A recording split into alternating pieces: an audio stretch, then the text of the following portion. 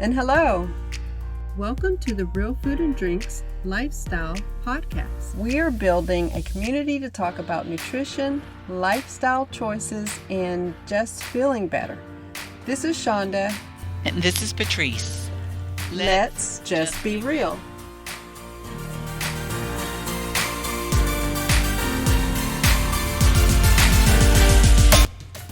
Here's our disclaimer. We do not professionally practice in any of the various subjects that we discuss. We are only sharing our personal experiences with you to a healthier lifestyle. Please do your own research before taking part in any of these practices. Today we will be discussing ways to deal with stress during COVID-19, or actually any stressful event. We will be sharing with you our personal experiences and testimonies of how we deal with stressful times.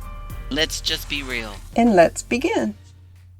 So for a person like me, the coronavirus really hasn't affected much of my lifestyle. And I have been working at home forever, 20 plus years pretty much. And so I didn't have to change there. And my husband's still working. He's working for UPS, so he still goes to work. So everything's pretty much the same. But I realized that there are a lot of people who are dealing with a lot of stress. And stress is a big thing that we have to handle because it's a big part of our lifestyle that we have to learn to manage, in the best way. And I've had to learn to manage my lifestyle and to reduce stress in order to heal my own health problems. So true. So true. And it's interesting, like you said, Shonda, your life hasn't changed so much. And there are some families where it's changed quite a bit or drastically. Right. In our case, I'd say it's changed some because with two children, young adults who had gone off to college, then they prematurely returned. And although that's wonderful, having everyone, everyone's healthy under one roof, there can be some additional adjustments and stress just with 4 people instead of 2 people with different thinkings about COVID-19 and comfort level being different. Yeah, okay. Your household, everyone probably talks are a bit more verbal than at our household. That's an understatement. Well, yes, so true. Both Alana and Clifford, they do share. They do share, which is a great thing.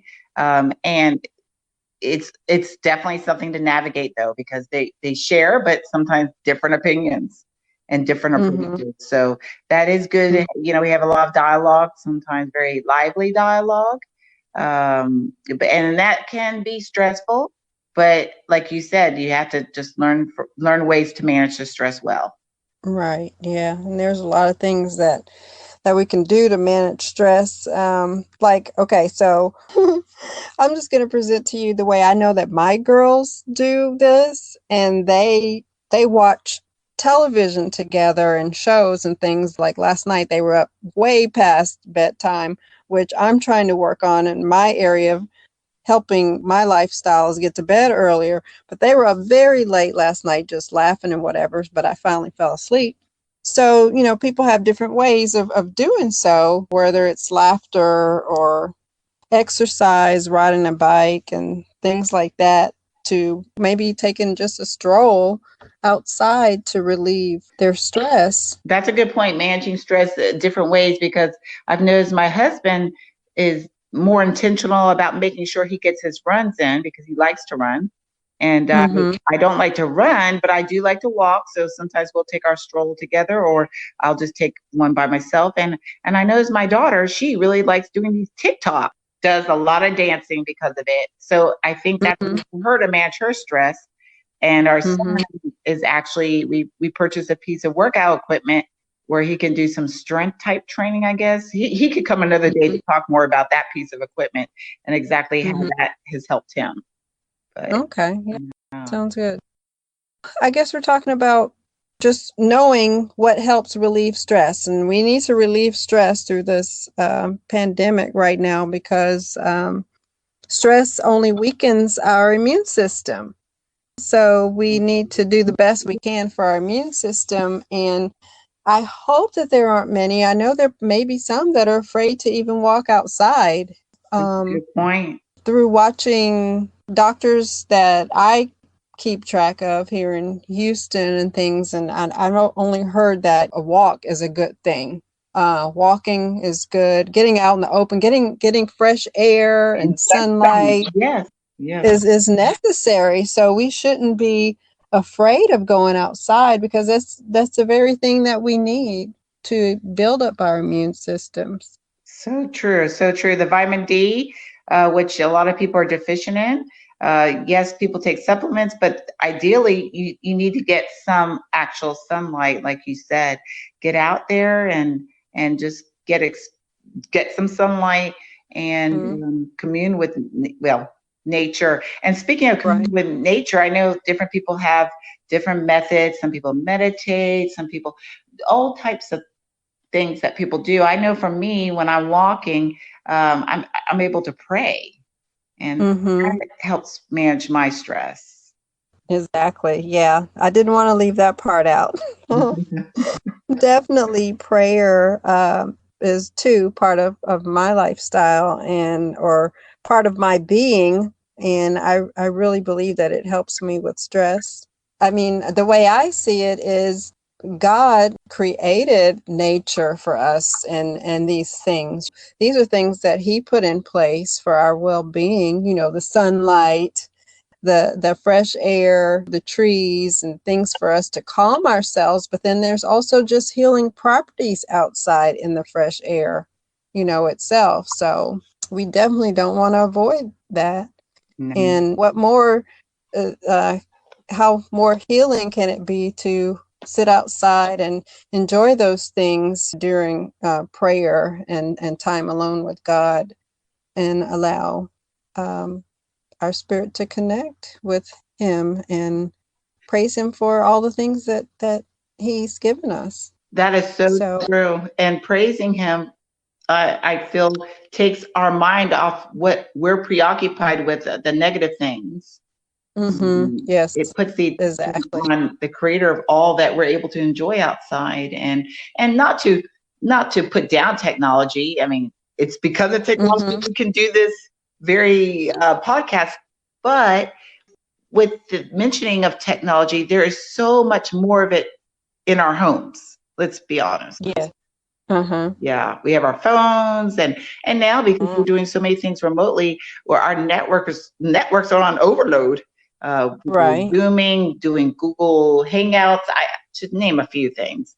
But with all that, with all that technology, there's probably a lot more going on under the surface than we can imagine. So giving our bodies, our eyes, a break from that. A break, exactly, because even though we could be following or watching good, positive things on social media and the news and things or whatever, we definitely need a break from it. There's no doubt about it. We need a break. And like I was saying, I realize that I'm watching things that make me feel good, that I agree with, nothing that's scary, creating fear in my life or anything like that, but only on the good thing. But I'm like, you know what?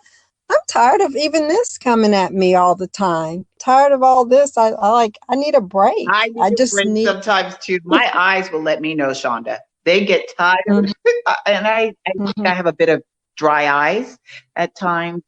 So after a while, it's just tiring for your physically. I can feel it. Right.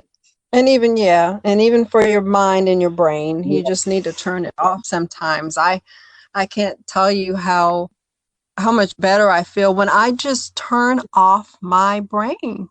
I know this is a joke with my kids and whatever, and I always just tell them, you know what? I can just sit in an empty room and just entertain myself within my own brain. I do not need outer influences. I have enough going on in my own brain to keep me occupied, or things that things that you want to think on that you don't make time to think on, and things like that. That is healing, to sit with your thoughts and clear them out. That's so good you mentioned that, because I think so often in our society we just get so busy. We're going nonstop, and oddly enough, it was at a retreat where I think it was a couple. I'm married, and great. We were at a marriage retreat, and the first part was not about you and your spouse, but it was about self reflection and just Mm-hmm. taking that time. And we were out in nature to be with yourself. And of course, God is Mm-hmm. with us, but we are Right. with ourselves without any outside stimuli. And that is Yeah. an awesome healing thing to do. You're so right. And that also leads me to, we have to have boundaries. And I think it goes back to what we were saying, boundaries with everything, boundaries with our technology, boundaries with our interactions, even with our loved ones, and definitely boundaries Mm-hmm. with the news and outside Well, media and social media, all that stuff, which can be good, but we have to also have good boundaries in place. So yeah, thumbs up on that one. I like how you were talking about being by yourself. And first of all, you're comfortable in your own skin and comfortable with being your own With company. That's great. mm-hmm. Mm-hmm. With my own thought. Yeah, that's really, I think, healing and just healthy. I think that's healthy. And Mm-hmm. maybe more and more of us will see the value. Not saying you have to do it for hours on end.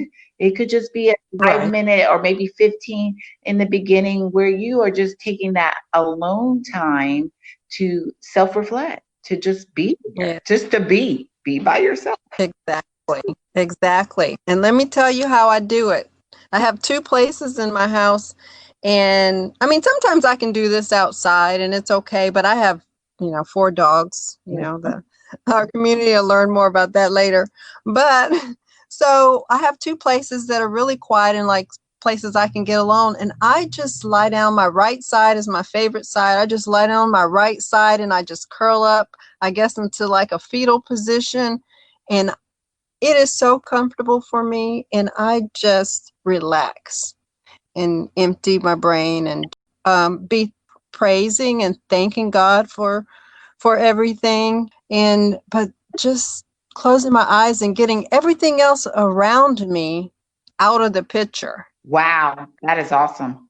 That is really awesome, Shonda. I'm glad you shared that. Mine's definitely not as deep, but for me, I wake up and I have a chair that for years I tried to get rid of, but we kept it. It's a glider, and Mm-hmm. I sit in that and do my devotion and my praise, and I'm able to just sit there, sometimes gently rocking, or just sitting there being still. And Mm-hmm. that's very comforting to me and healing, similar to what you were saying. But hey, I have to try Right. that, Yeah. what you said, though. I've got to try that with you. Yeah, so I think that it's just important that we do those things, especially right now with all this, the coronavirus things coming up, so that we can have a good perspective on what's going on. And you know what? I guess to change the direction or subject a little bit, I've had a conversation with someone and about wearing the mask or not wearing the mask. And I want to say that I will gladly wear the mask if it makes someone else feel more comfortable. Personally, I don't feel like I need a mask to protect myself, and they say it won't protect you anyway, but it does protect everyone around me in case I'm a carrier. So I have no problems with that. That's fine. I too have seen things I agree and disagree with, and getting back to that, to wear a mask or not to wear a mask, that $1 million question these days. Even if I don't feel a need to wear a mask, I'm not saying I do or don't, but if that is going to help other people by my wearing a mask, why wouldn't we all wear a mask? Why not wear a mask, especially if we're not sure if we're carriers or not? The thing is that I spoke to an aunt who does work in a hospital facility, And she said that what she's seeing on TV, maybe in these two places that the numbers are really high, there's nothing like that happening at her facility. So I just thought that it's important to take note of what's going on around us, what other real people are saying their experience is, because what we see on TV, the TV is there. They need ratings. They need you to watch. So they're trying to make it as interesting as they can to grab as many viewers as they can. The news media, each channel is trying to get the best ratings. So wow, they're in competition with each other. Who has the best news? Who has the most, intriguing information? Advised, you're right, and repetition of the same data. Yeah, Mm-hmm. that is a very good point. And like your relative, I believe you said, who works in the healthcare industry right now, and Right. well, I think that is a very good point, that where we are able to get some data points or information from real life people who are Exactly. in the trenches, who have even had the virus. I'd love to interview someone who's recovered from the virus to hear their journey. Mm-hmm. And people we know who are in the healthcare community, if we can hear from them, it will just help us to be more discerning. Right. Exactly. Yeah, that's unfortunate. We can't, like everything else, we can't just believe everything we hear. Right. Uh-huh. More sources, or reliable sources, or varied sources that can be helpful, and us just trying to navigate these waters, because these are unprecedented times. That's for sure.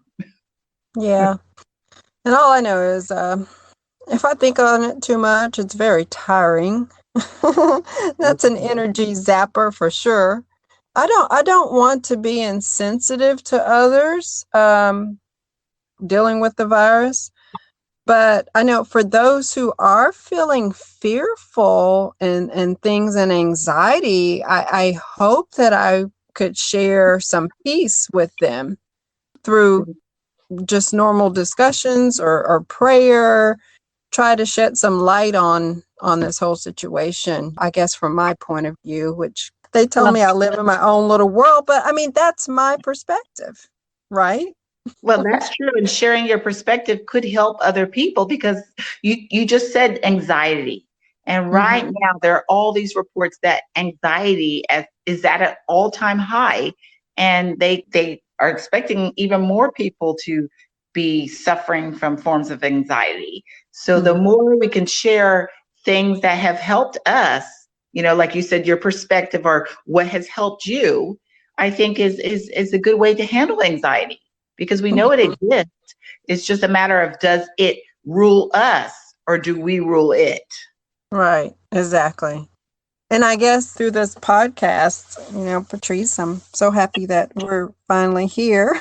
This is my way of sharing because I am a homebody. I don't get to really get out there and meet people and discuss these things. But I hope that through these podcasts, we can share some truth and some inspiration, and encouragement that will help others in their health journey and to feel better and get better and just do better.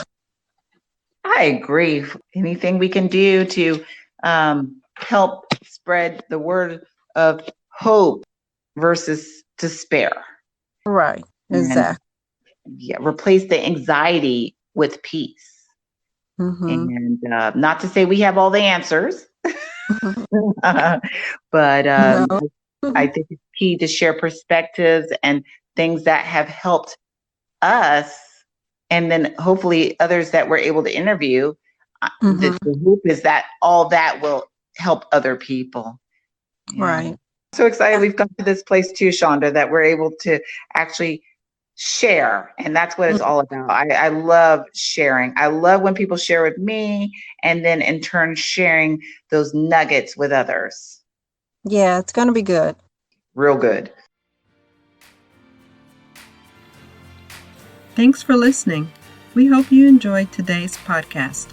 Remember, you can catch show notes and additional details at realfoodanddrinks.com under the podcast menu.